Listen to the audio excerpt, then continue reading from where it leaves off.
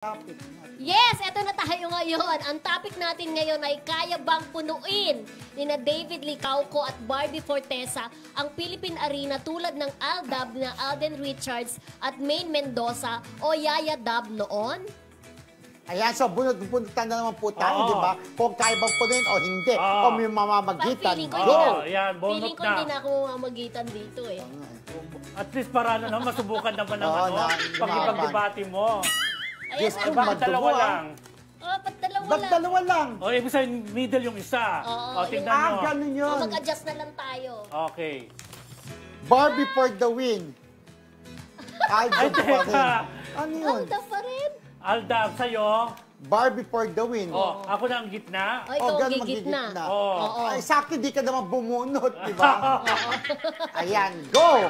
Yes. Sa akin, Barda for the win! Okay. Pero dahil sa kasikatan po ng ikaw, syempre, diyan ka na. Alda Yes. for the win. Alda pa. Para sa akin, kayang-kaya na po rin. Dahil nakita naman natin ang success ng love team nila dahil sa Maria Clara, di ba? So, naniniwala ako na kaya nila po rin. Lalo na kung gagawin nila matagal ang promo na gagawin to sa MOA. Kahit gano'n yung kalaki, papakita ng mga fans na lang patunayan nyo na kayang nyong punuin to. Barda, itong MOA. Kaya bang sapawan? Oo, parang feeling ko history na ang ginawa ng Aldab, di ba? Okay. Sa Philippine Arena dahil alam naman natin itong Aldab, si Alden Richards at saka si Maine Mendoza, very surprising talaga yung kanilang pagsikat. Pero mo isang noontime show biglang nagkaroon ng parang series, di ba? Na sinubaybayan, na hook talaga ang buong Pilipinas. At ito ang Aldab na to talaga ang nagpataob sa kalaban noon na talagang aminin natin na there was a time talagang na-alarma ang showtime. Hindi pa dumarating sa ganung point ang Barda, ganun ba yun? Oo, hindi pa sila nagpapataob. That's what you think, di ba?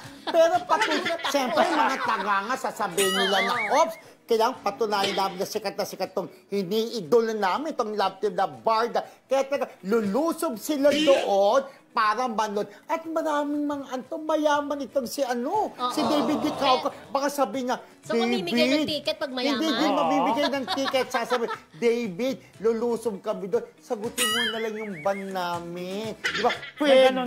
Kasi may mga ibang tagahanga. Hindi, may mga ibang mga magulang ng mga tagahanga.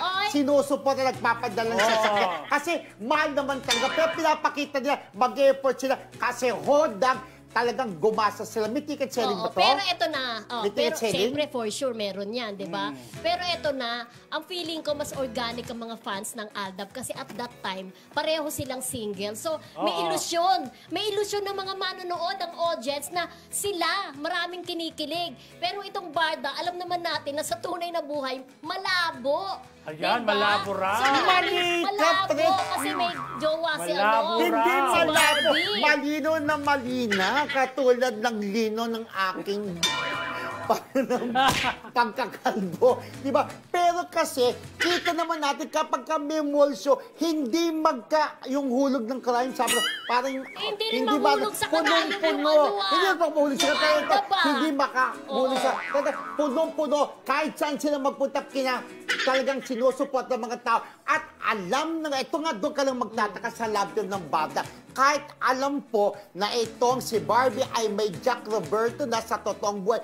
Pero nandun pa rin yung support ng mga tagahanga. Parang Kirko, kahit ang mga tagahanga. Paano ka siguro dyan? Kasi ako lagi nagbabasa ako ng social media. At may mga nababasa ako doon na parang ilusyon na lang itong ginagawa namin. May mga ganong comment. Ilusyon. Dahil sila, hindi lang talaga, pagka may salitang hindi totoong tagahanga ng Barda. Kasi kung talagang tagahanga ka ng Barda, ay hindi ka magko-comment ng gano'n. Paano yung sasabihin, ilusyon na lang namin to. Langan na lang, sinusuportan na lang. Sasabihin ilusyon. Pero alam naman natin, doubt na sasabihin nila fanay, alam naman natin, ang mga fanay, mas gusto talaga nila na yung love team na sinusuportahan nila. Magkakatuluyan. In real life, in real and real life, di ba? Okay. Ito nga, sabihin na natin, ito sa real life, malabo. Malabo. Pero, how come na sa kabila ng alam nga ng mga tao, ng mga tagahanga, na may Jack Roberto na sa buhay ni Barda, ni Barbie, bakit ganun pa rin support na pinapakita nila, di ba? Malalaman nga first natin time, yan. may kilig, di ba? First time na nangyari sa isang love team na kahit alam na may jowa yung isa, sinusuportan pa. Ngayon lang nangyari yon sa lahat ng love team. O sinasabi mo nga, tinatao ang kanilang mga mall show. Pero alam naman natin na ilan lang din naman ang mga mall na pupuno ka agad. Iba kasi ang Philippine Arena na merong 56,000 plus, di ba, if I'm not mistaken, na capacity. So, hindi nila malalampasan yan? Oo, parang feeling ko Pero mahirap. yun nga, hindi, Oo. sa feeling mo lang. Pero yun nga, di ba? Nadarama, Hindi pa ganon. naman nangyayari. Oo. So, hindi natin sila pwedeng humusga. Baka maging challenge pa yun sa mga tagahangan ng bar.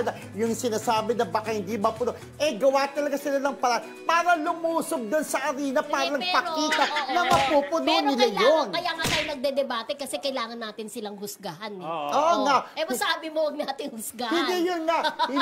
Hinuhusgahan mga kasi, yung parang judgmental. Ay, ganon. Dapat ayaw ng itbulagan ng ganyan, di ba? Paano mo masasabi? Kagaya tayo, ay hindi yung susinga, sasabihin ng iba din. Pero nakita mo, boom, ang karit. So, tingnan natin na kung anong magaganap, kung kailan manggagawin itong pagpunta nila sa arena. So, abang-abang na lang tayo. Yes. Tayo. Baka Kaya nagdedebate ba nilang tayo, wala naman lampasan, palang di ba? ganyan. Ang Aldab, di ba? Kung kaya nilang punuin ng Philippine Arena at matalbugan ang tao ng Aldab nung araw. Correct. Sayang comment po kayo kung kayo sa tingin niyo ba mapupuno ba yung arena? Oo.